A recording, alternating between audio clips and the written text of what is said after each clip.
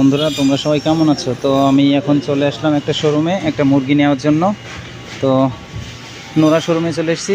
এখানে কাঁচা বাজার, এখানে পেঁপে, আম, পাকা পাকা আম 12 রিয়াল। 1 কেজির দাম 12 রিয়াল, এটার দাম 12 রিয়াল, এটার দাম 8 রিয়াল।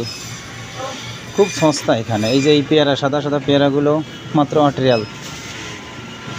এখানে আপেল রয়েছে 6 রিয়াল। এটা কি ফল? এটা রয়েছে 6 রিয়াল। আঙুল ফল রয়েছে 14 রিয়াল। তো আসলে নোরা মার্কেটটাও খুব সুন্দর, একটু ছোট হলেও মার্কেটটা খুবই ভালো। তো আমি একটু শপিং করতে চলে আসলাম। তো মুরগি নেব।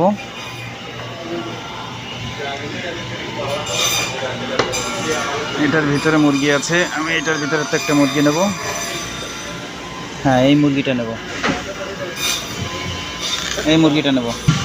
তো মুরগি নেওয়া হয়ে গেছে, মাপও হয়ে গেছে। এখন এই যে সাইজ করছে সুন্দরভাবে। তো আমি